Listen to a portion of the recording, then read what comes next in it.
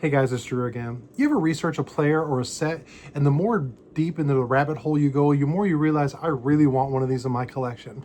Well, this happened recently to me, and I was able to finally get a card of a player that I've really known about for a long time, but I was able to do it in a set that I never, and I mean ever, thought I was going to have in my collection. I can't wait to share it with you. You want to see what I'm talking about? Let's check it out.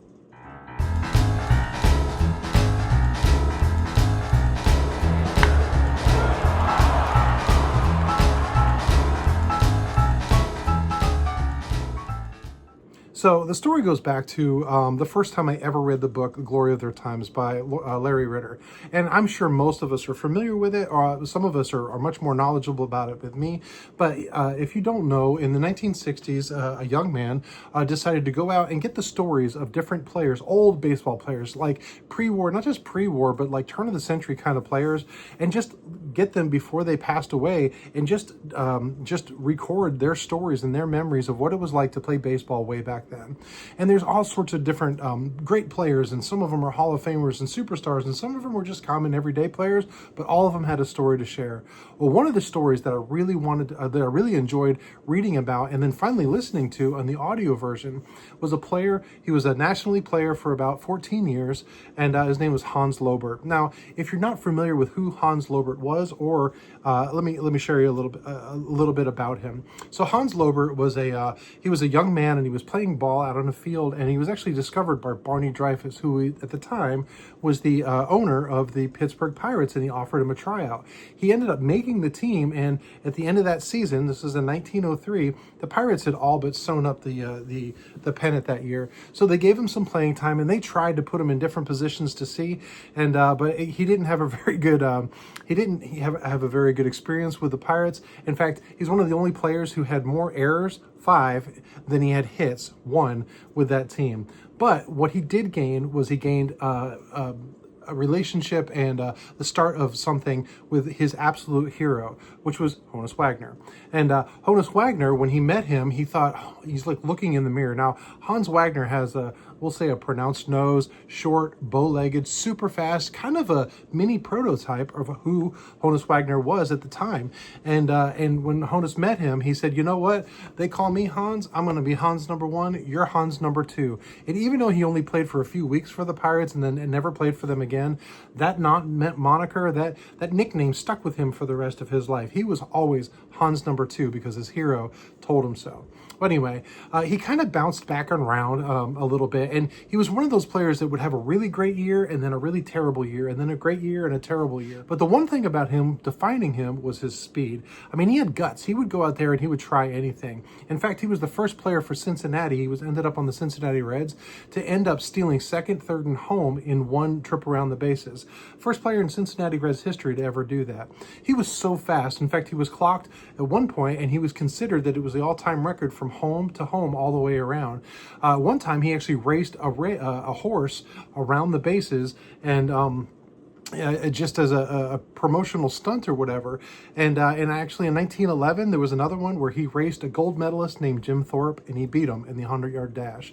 So Hans Lobert had this kind of crazy career, this great career. And he was back and forth, but he loved to play. He loved the game. And after he retired, I believe in 1917 from the Giants at that point, he ended up becoming a coach, and he was a scout. In fact, he ended up in 1942, he became the manager for the Philadelphia Phillies. In fact, at the time, he was the oldest rookie manager in history. 60 years old was the first time he ever managed a Major League Baseball team. Well, at that point, the Philadelphia Phillies were terrible. In fact, they lost 111 games the year before he became. And when he came in, he turned it around, and they only lost 109. So still, terrible time, terrible team, terrible drought. He didn't do well. It was his 1 year as a manager. Didn't have a great career, but still something to know about. So Hans Lobert, he ends up going on, and I also read that in I believe it was 56, I'm sorry if I got the year wrong, when Connie Mack passed away, Hans Lobert became the longest person constantly in professional baseball. At that point, It was over 50 years, and he stayed as a scout all the way up until he passed away in 1968. So if you don't know about Hans Lobert, I really suggest that you try to find the excerpt of him telling his stories and his tale in Glory of Their Times. You can do it, in fact, you can look him up on YouTube and you can find the audio version of it, or if you have the book, go back and find the chapter and read it again. But that's not just about Hans Lobert and who he was as a player or as a person. I told you I got a card. So I did get a card. In fact, when this card came up, it was somebody had a number of different cards for the set, and I was like, boy, I'd love to get a card from the set, but they're really expensive. I can't afford a Hall of Famers in it. I just didn't want to spend that. I didn't even have that kind of money to spend. But when I saw that Hans Lobert was available, I thought that's the guy I want, because I always loved his story in Glory of Their Times. So I'm going to show you what the card is. So this is a T3 Turkey Red Hans Lobert, and I am in absolute love. Look at the image of that. And I'm not usually into big oversized, but this is a phenomenal card. And as you can see, it's not graded, but I started looking this up after I received it and just stared at it for the longest time. Looking at it, look at the detail. Look at the detail in his glove and his hands and the ball itself, even in the dirt around his feet. Love this. So if you're unfamiliar with these was a tobacco card. It was a cabinet card. And what these were meant for was, a lot of time people would have a smoking cabinet, or it was kind of like a humidor, and they might put it on a butler shelf or a hutch or something, and they would open it up and you know, have cigarettes or whatever, their tobacco products. So what this company did was they would give these away, and it was something to put in the back. So as you lifted up the lid to the cabinet, it would you know, be there for as an advertisement or a reminder of what is. So this is why they're called cabinet cards, because they were in smoking cabinets. So if you didn't know that, now you know. But this set is it's a pretty scarce set, and there's some amazing images. I'm sure you guys are familiar with the Ty Cobb or the Christy Mathewson or the Hannes Wagner. I mean, just beautiful, beautiful cards, beautiful art. But I was so excited to get this. So after I got this, I was looking at it, and I love the back. And I'm going to tell you about it in a second. There's two versions of this card, not just this card, but the entire set. There's what they call the checklist, which is literally just a checklist of the cards, or there's the ad back, and the ad actually had an ad for Turkey Red cigarettes. Was I started looking this up, and I know this is not graded, so this doesn't count in the pop report, but I just wanted to kind of see how scarce this card was. And as I looked, I found that there was 100 or so, a little more than 100 of the Hans Lobert had been graded, but very few of them were actually the ad back.